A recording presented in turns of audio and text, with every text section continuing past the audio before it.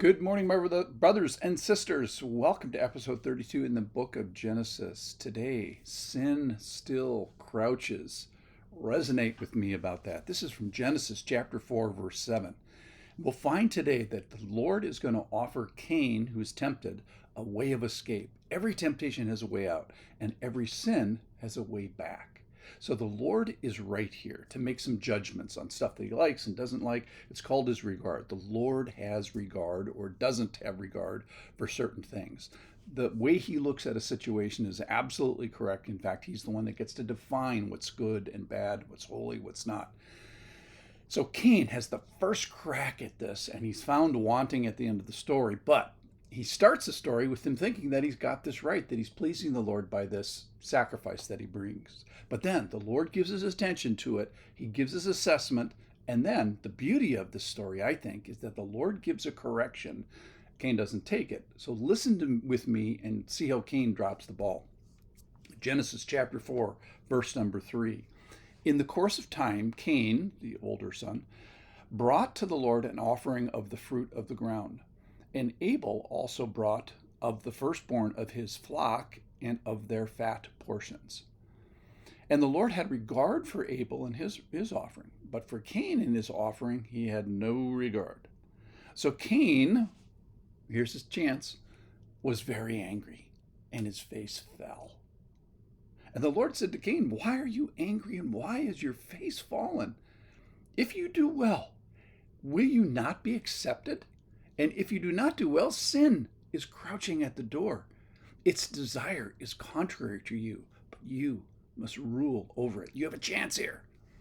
So the Lord is right to like things and not like things. One of the things he says he doesn't like here, he doesn't like a grouchy giver, and maybe he doesn't like grain offerings. Perhaps they're not valuable enough, or he didn't bring enough of them. It doesn't specifically say. Perhaps it's because it doesn't pre-glorify Jesus, which is this blood sacrifice that the Lord was going to teach the people that a blood sacrifice is going to be required, and this is kind of the first lesson there. But the Lord is generous to Cain here. He offers him a way out of this. He offers him a way back. And then, of course, Cain is a good example of being a bad example. So Cain receives the correction of the Lord. It's one of the greatest moments in human history, I said yesterday. That is, he gets to commit a correctable mistake. He doesn't correct it, but it is correctable. The Lord tells him, you can change here. You can do the right thing. Of note, his parents, Adam and Eve, committed a non-correctable mistake.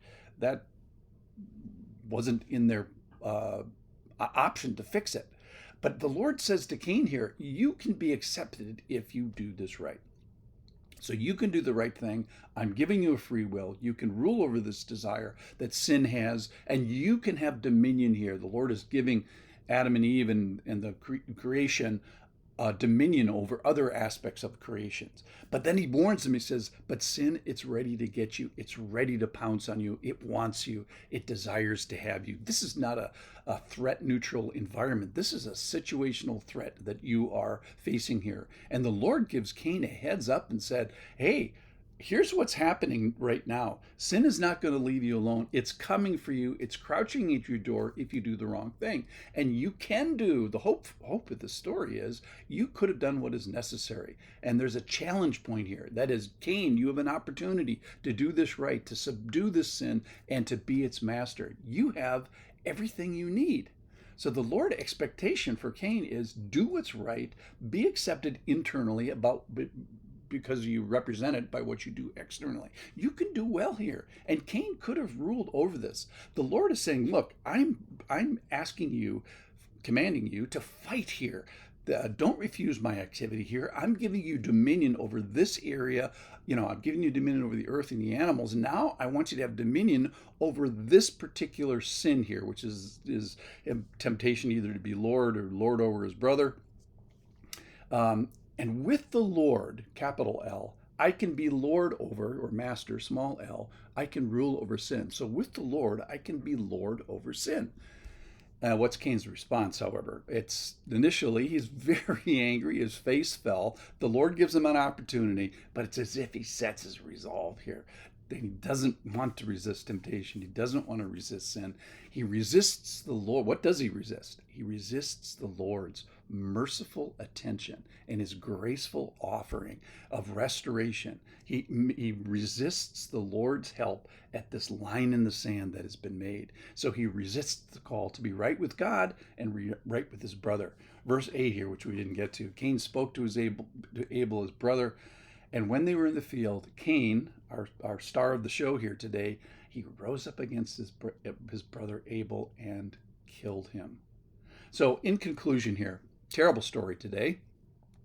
Sin still crouches at our door. Sin's desire is still for us. Sin's desire is contrary against us.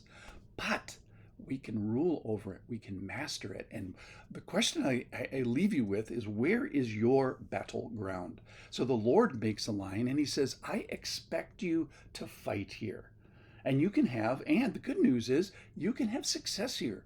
You can do this right. Your fight is here. So perhaps it's what you do with your time, or maybe it's what you do with your health, or your service, or your fellowship in the church, or maybe it's what you do with your zipper, or what you do with your tongue, or your thoughts, or your pride. And with the Lord, the positive statement here is, I can be Lord and master and ruler over sin. And every temptation has a way out. Every sin has a way back. So sin still crouches, but the Lord says, I will help you. Let me help you there. You can do better. Thanks for listening.